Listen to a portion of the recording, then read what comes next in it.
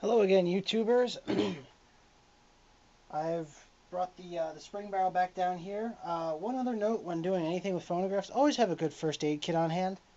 I wound up, just after I ended the last video, I wound up cutting my thumb open. So, yeah, first aid kit, antiseptic, the whole shebang. Um, okay, so we do have our spring barrel here. And now what we're going to do, we're going to install it between these 2 points here. But first,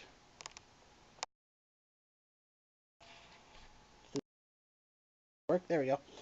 What we're going to do is install the pieces that go on the inside of this barrel. So what you do, you have your ratchet and pawl, your bull gear, which I made mention of before, and you also have your center shaft.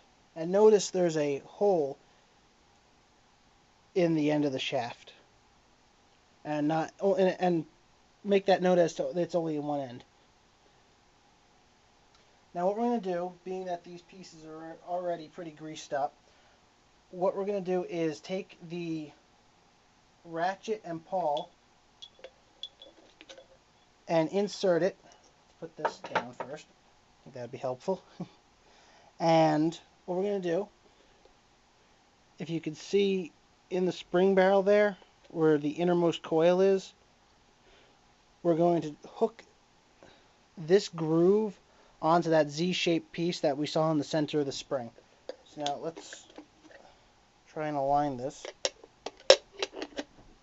Now I find a handy way of doing this is taking a thin or a small punch and putting it through the center of here and then pushing in on the spring, and that usually allows for you to insert.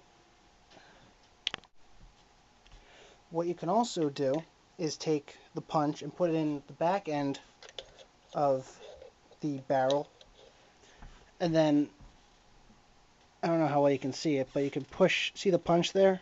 You can push in on the coil. So let me do that.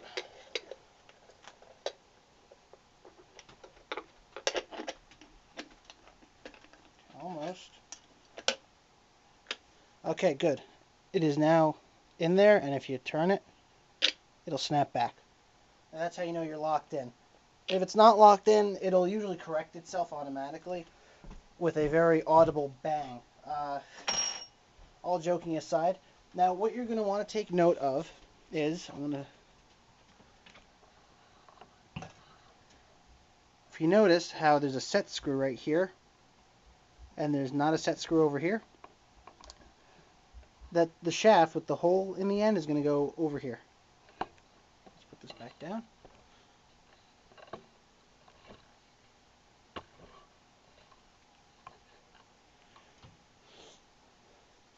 So we're going to take our shaft and insert it into the spring barrel, as like so. Now we're going to take our bull gear and do the same thing we did for the ratchet and pawl, put it in, and then align it up. It should, just by twisting, there we go. And see also it'll snap back. So now what we're going to do is take this and lay it in the and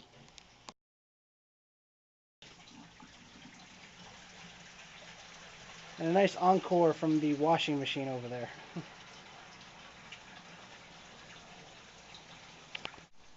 I would actually like to revise a step I told you about. Please pull the shaft out from the center of the spring barrel, because we need to take it out to put it in the in the little valley, quote unquote, here. Now what you're going to do is, as you're laying this in, make sure that the pawl, which is a hook-shaped piece that looks kind of like, it looks like a crescent like this, and it rocks back and forth. Make sure that lines up nice and good on the ratchet gear. Okay. Now what we're going to do is put our shaft back through. You're going to have to pick up on the barrel to do this a little bit.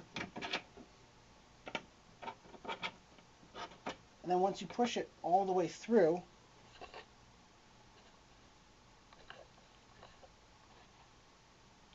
What you're then going to want to do, there we go. Sometimes it gets a little stuck, so you have to just wiggle it around until it moves. Also, I think removing the set screw would be a helpful idea.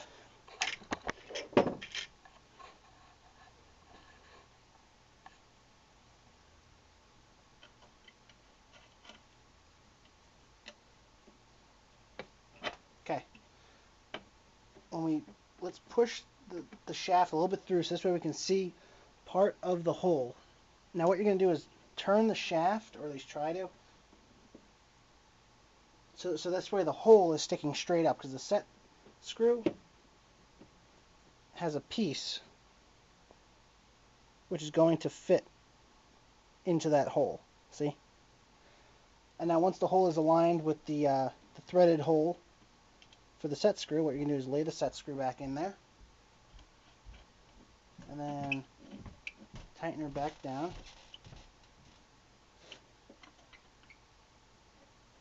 And you just get a bigger screwdriver.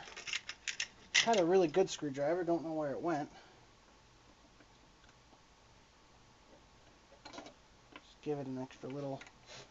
Now, when you're dealing with phonograph motors in particular, you don't want to crank down on the screws and like make them real tight, especially like when you're attaching wooden pieces to it, because that'll crunch the wood. Remember, this isn't like, some of the wood on this is dried out, so it'll have air pockets in it, and it will crunch down. Okay, now that the spring has been laid inside of the motor, the unit is good to go. And the set screw is also secure. That's a big must. To take the rest of this motor apart, you simply loosen the set screw just over here, as well as over here, and there's one on the brass gear just behind there. And the whole thing will come apart. It can only go together one way.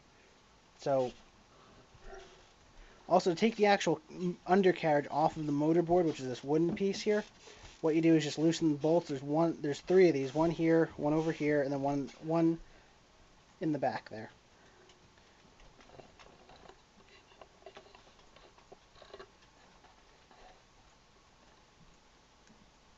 I've also taken the liberty of adjusting the governor. The governor is its own topic on itself. Now what we're going to do is just put a little dab of 3-in-1 oil. This is what's actually Thomas Edison recommended 3-in-1 oil for lubricating his phonographs back in the day. This stuff has been around literally forever. What you're just going to do is just put a little, I put a little bit too much there. Just put a little bit here and there. Make sure everything's nice and lubricated, but not too much, because then it'll start getting really messy. And then what we're going to do,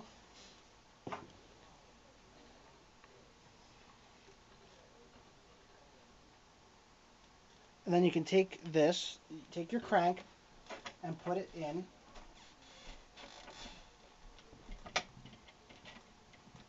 And what you do after you wound your crank in, you're going to just wind her up.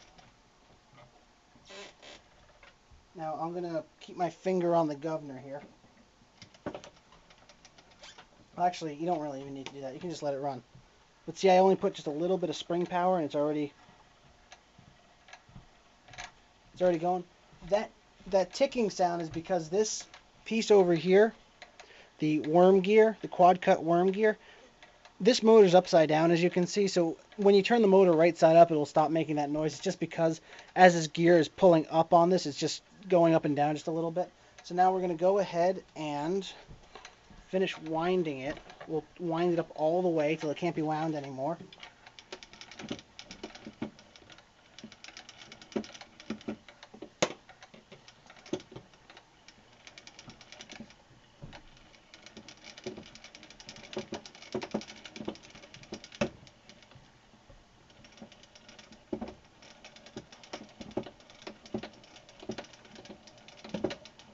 And just pray that it doesn't explode.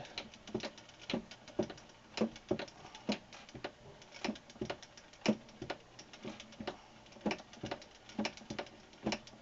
think it's almost all the way.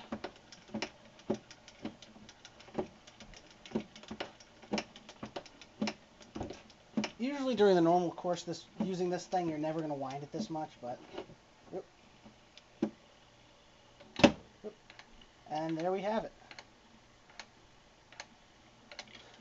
It's all the way wound, and she's still running, and there's no spring slippage or anything. Now what we're going to do is flip the motor board back over, polish the case, and polish the hardware, and put everything together, and also repair the reproducer and all the other bits and pieces. And then we will have a new machine. I'll talk about wood polishes and metal polishes in our next video. Have a good one. Bye.